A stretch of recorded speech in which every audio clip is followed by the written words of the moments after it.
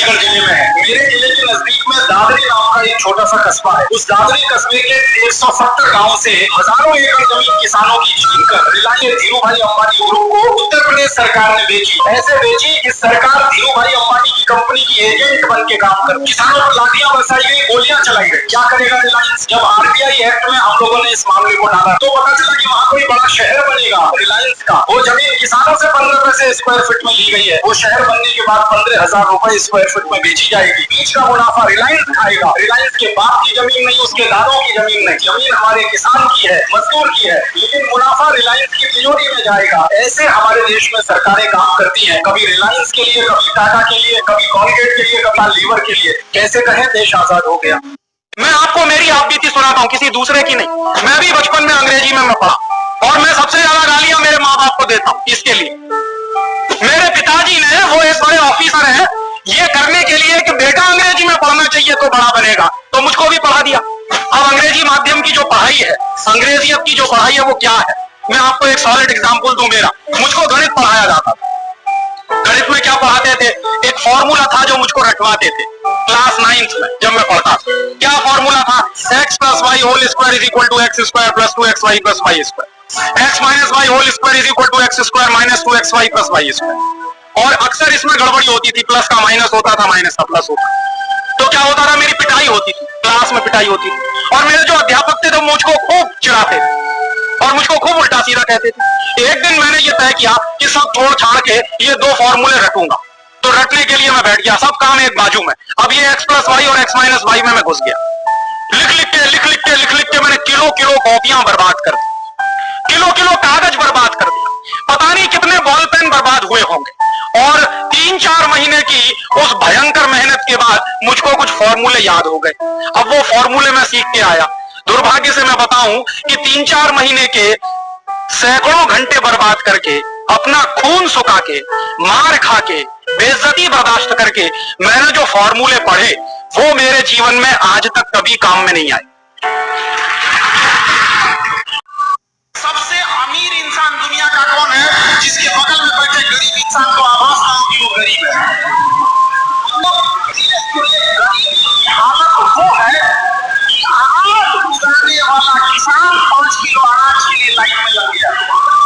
अमीरों के कर्जे माफ कर रहे हैं, उद्योगपतियों के कर्जे माफ कर रहे हैं। और यहाँ स्थिति ये हो गई है, तो मिडिल क्लास उसकी जो रोजमर्रा की जरूरत की चीजें हैं उस तक पर आपने जीएसटी लगा रखी है। आप फिल्में टैक्स फ्री करते हैं, लेकिन स्टूडेंट्स के प्रतियोगी परीक्षाओं के फॉर्म की फीस नहीं माफ कर सकते। हर साल 2 करोड़ नौकरियां देने का दावा करने वाली है सरकार, 10 साल में युवाओं को नौकरियां नहीं दे पा रही है। 20 करोड़ नौकरियों का बोझ है इस सरकार के। श्री कृष्ण कहते हैं, अगर इस कलयुग में तुम्हारे पास एक भी सच्चा मित्र है जो तुम्हारे दुख में तुम्हारा हाथ थामे और तुम्हारी गलती पर तुम्हें समझाए और बिना किसी स्वार्थ के तुम्हारे साथ खड़ा रहे, तो समझो तुम्हें जीवन का सबसे अनमोल वरदान मिला है। ऐसे दोस्त किस्मत से मिलते हैं और जो मिल जाए तो उसे संभाल कर रखना, तुम्हारी गलती पर तुम्हें समझाए। संविधान कांग्रेस के राज में लागू किया गया। IIM, एम्स, सड़कें, बिजली, पानी, शिक्षा, स्वास्थ्य सब कांग्रेस के राज में बनाया गया। और जो अंग्रेजों के साथ बैठ के आज चर्चा करते थे, आजकल हमसे हमारे देशभक्ति का प्रमाण पत्र मांगते हैं। बताइए कि बेटा इतना बड़ा हो गया है कि बाप से कहता है कि प्रूफ करके बताइए कि आप मेरे पापा हैं कि नहीं है। मुझे नहीं मालूम है, मैं आपसे पूछता हूं, मुझे सचमुच नहीं मालूम है।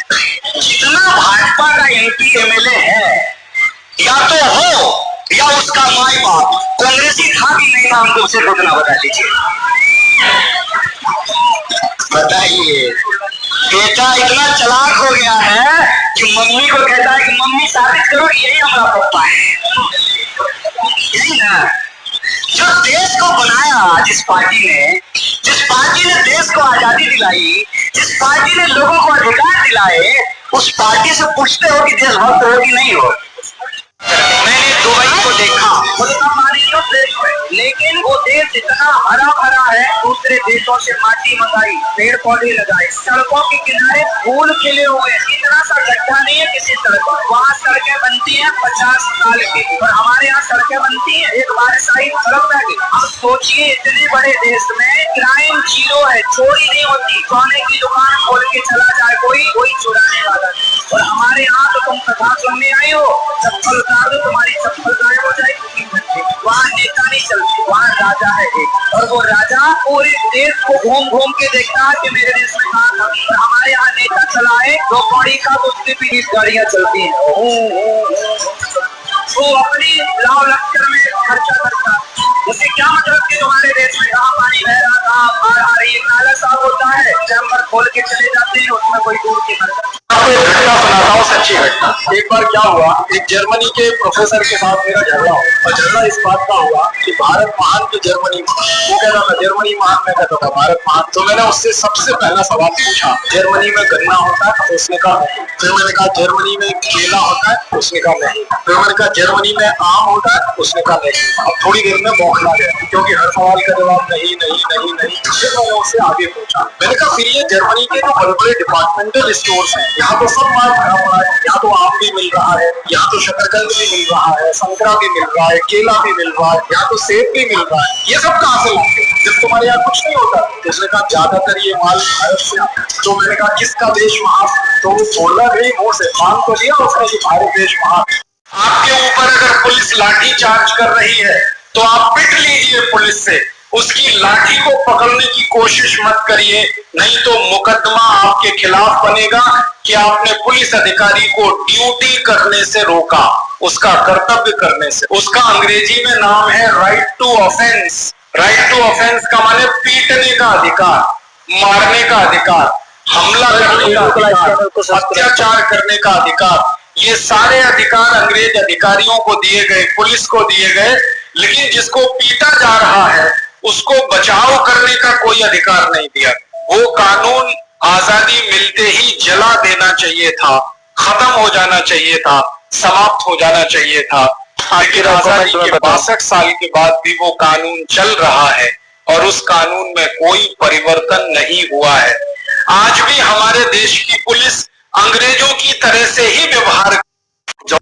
बिहार के मुजफ्फरपुर में जमीन का विवाद चल रहा था, एक पार्टी हार गई, जो हारी वाली पार्टी वो हाई कोर्ट गई, पटना हाई कोर्ट से भी पार्टी हार गई। फिर वो सुप्रीम कोर्ट आया और सुप्रीम कोर्ट में आके जैसे उसने मैटर फाइल किया, उसने जीती हुई पार्टी के नाम पे एक वकील खड़ा कर दिया, एक कैविएट फाइल करा दिया। जब जिस दिन नोटिस इशू होना हुआ उस दिन जो फर्जी वकील खड़ा था उसने नोटिस इशू एक्सेप्ट कर लिया। अगली सुनवाई पे जीती हुई पार्टी के वकील ने ये बोल दिया जी हमारा दोनों का आपस में समझौता हो गया, और दोनों के समझौते के आधार पे सुप्रीम कोर्ट ने ऑर्डर पास कर दिया। जो डिस्ट्रिक्ट कोर्ट का फैसला था, जो हाई कोर्ट का फैसला था, उसको पलट भी दिया। अब जाके 6 महीने के बाद जीती हुई पार्टी जो आराम से घर में बैठी हुई थी, उसको पता चला कि सुप्रीम कोर्ट में ये खेल हो गया। हाई कोर्ट में चीटिंग, फ्रॉड, फोर्जरी होती है और खूब जम के होती है, उसका भी मूल कारण है घटिया कानून। और अब तो मामला सुप्रीम कोर्ट तक आ गया, घोस्ट वकील, घोस्ट रिस्पोंडेंट, और ये एक मामला जो सुप्रीम कोर्ट में पकड़ में आ गया, सामने जांच में आ गया। ऐसे डिस्ट्रिक्ट कोर्ट, हाई कोर्ट में हजारों मामले चलते रहते हैं।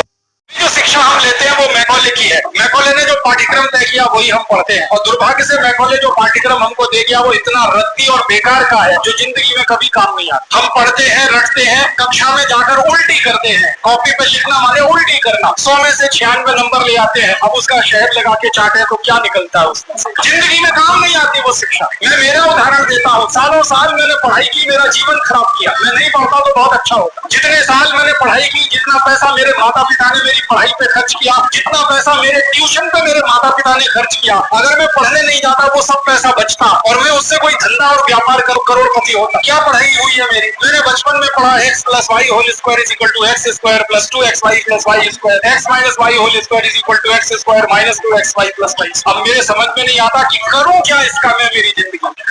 हिंदुस्तान में मालूम है सबसे ज्यादा लकड़ी किसके लिए कटती? सरकार के लिए। सबसे ज्यादा लकड़ी सरकार के लिए कटती। सरकार वो लकड़ी नीलामी में देती है सिगरेट बनाने वाली कंपनियों को। सिगरेट है ना, उसके ऊपर कागज लपेटा हुआ होता है, वो कागज सबसे बेहतरीन लकड़ी से ही बनता है। सिगरेट के ऊपर जो कागज लपेटा जाता है उसके लिए फिर सिगरेट को पैकेट में बंद करने के लिए जो कागज खर्च होता है उसके लिए मैंने एवरेज निकाला 500 सिगरेट अगर पैकेट में बंद हो गई बनकर तो एक भरा पूरा पेड़ कट जाता है इस देश में।